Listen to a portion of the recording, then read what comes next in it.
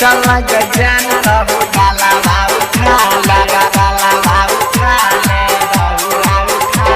Presented by Chandni recording studio Tamoria. चल गजान तब डाला उठा ले छठी माई के घाट पर दीप जलै छै छठी माई के घाट पर छठी माई के घाट पर दीप जलै छै छठी माई के घाट पर दीप जलै छै चल गजान तहु डाला उठा ले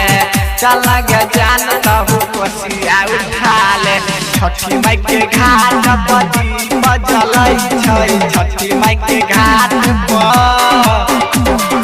छठी माई के घाट पर दीप जलै छै छठी माई के घाट पर दीप जलै छै चल गजान तहु दौरा उठा ले चल गजान तहु कोसिया उठा ले गजान तहु डाला उठा ले डाला उठा ले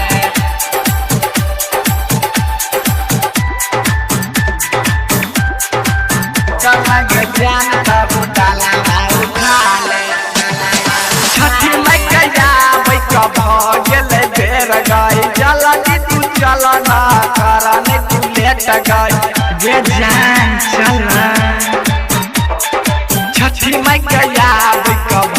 गेलै बेर गई जल्दी तू चल ना कर नहीं तू लेट गई छठी माई कहते कि बात कर देतै पूरा छठी माई कहते कि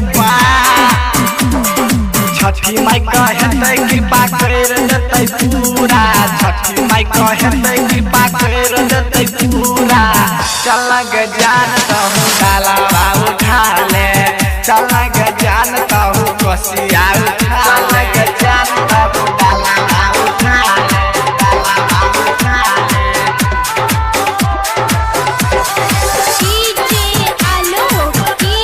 गजान तहु डाला उठा ले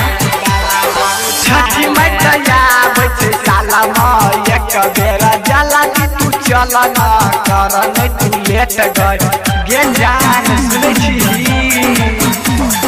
छठी माई के आबै छै साला में एक बेर जल्दी तू चल ना कर नहीं तू लेट गई छठी माई कहते कि कर देतै पूरा छठी माई कहते कि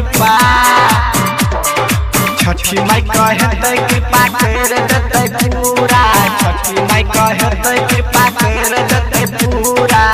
चल गजान तहु दौरा उठा ले चल गजान तहु कोसिया उठा ले चल गजान तहु डाला उठा ले डाला उठा ले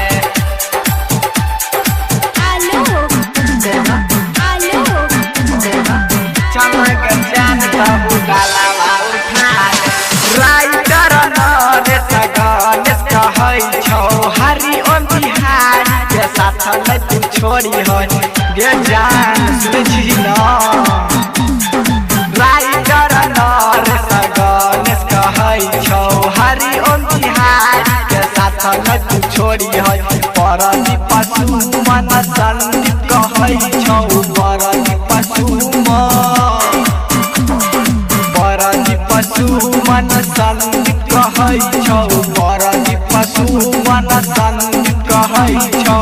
चल गजान तहु दौरा उठा ले चल गजान तहु